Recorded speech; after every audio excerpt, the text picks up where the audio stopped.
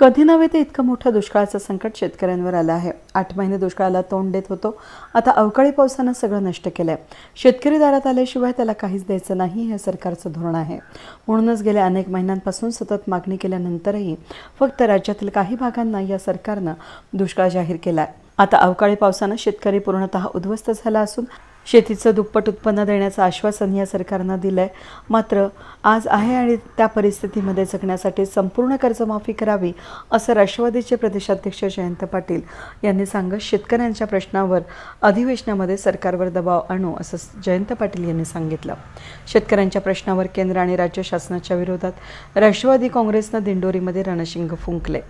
प्रदेशाध्यक्ष जयंत पाटील यांच्या नेतृत्वाखाली भव्य ट्रॅक्टर रॅली काढत शेतकरी आक्रोश मोर्चा काढण्यात आला।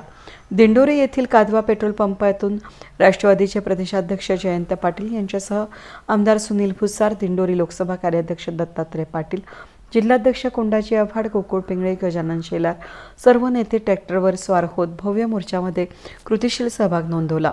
जयंत पाटील हे स्वतः ट्रॅक्टर चालवत अग्रभागी होते। वेगवेगळ्या घोषणांनी परिसर दुमदुमून गेला होता। त्यानंतर तहसील कार्यालयावर मोर्चा धडकताच तहसीलदार पंकज पवार यांना निवेदन देण्यात आलं। त्यानंतर संस्कृती लॉन्स इथं सभा संपन्न झाली। अनेक गंभीर आरोप केलेले आहेत।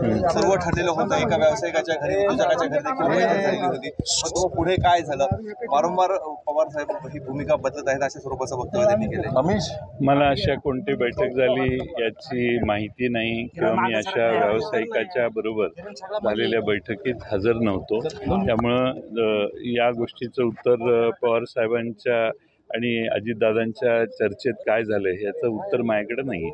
पाटील साहेब पहिल्यांदाच अशा पद्धतीचा थेट खुलासा ते करतायत की हे सगळं स्क्रिप्टेड होतं। जे 10 दिवस YB सेंटरच्या बाहेर जे घडलं, आंदोलनं असतील किंवा या सगळ्या गोष्टी या पवार साहेबांनीच मला सांगितल्या होत्या असं थेट अजितदादा म्हणताय। त्यांच्या आदेशानेच झालेलं हे सगळं जे काही घडलं म्हणजे राजीनामा मी देणार। मीटिंग पण झाली आणि त्यानंतर आंदोलनं झाले। माझ्या घरी मीटिंग नाही झाली कधी। त्यांचं म्हणणं आहे की तुमच्या जयंत पाटील आणि जितेंद्र आव्हाड यांच्या नाही, ते काहीतरी चुकीचा आरोप करतायत। अजून आम्ही मी मुद्दामूनच बोलत नाहीये, पण माझ्या घरी अशी मीटिंग झालेली नाही आणि मी कोणालाही आंदोलन करायला सांगितलं नाही। असे विनाकारण त्यांनी चुकीचे आरोप करू नयेत असं मला वाटतं। भाजपसोबत जाण्याचा निर्णय झाला होता, पवार साहेब राजीनामा देणार होते, मात्र नंतर पवार साहेबांनी भूमिका घेतली। पवार साहेब हे बघा जे पवार साहेबांनी प्रत्यक्ष केलं ते महाराष्ट्रातल्या जनतेच्या दृष्टीने महत्त्वाचं आहे। आता आज कोणी कोणाशी कधी चर्चा केली आणि ते 4 महिन्यानंतर सांगत असतील तर त्याच्यावर कसा विश्वास ठेवायचा? त्यामुळं यापूर्वी त्यांनी पवार साहेबांची काय चर्चा केली त्यांचं त्यांना माहिती। त्यांनी आणि पवार साहेबांनी काय चर्चा केली असेल तर त्या दोघांचाच प्रश्न आहे तो।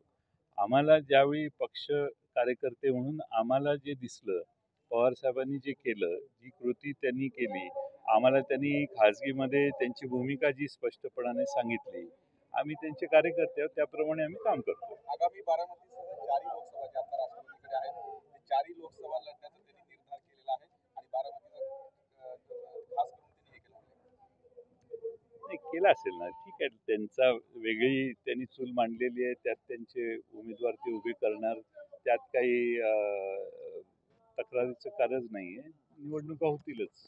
आणि आपल्याही प्रदेशाध्यक्ष करायचं होतं, पण आपण त्या पदाचा त्यागच केला नाही असा एक आरोप त्यांनी आणि अशा पद्धतीचं म्हणजे आपल्या मीटिंगमध्ये सुद्धा प्रकाश सोळंकींना मागचं 2019ला मंत्रिमंडळाचा शपथविधी झाल्यावर प्रकाश सोळंकी नाराज झाले, त्यांना मंत्री व्हायचं होतं।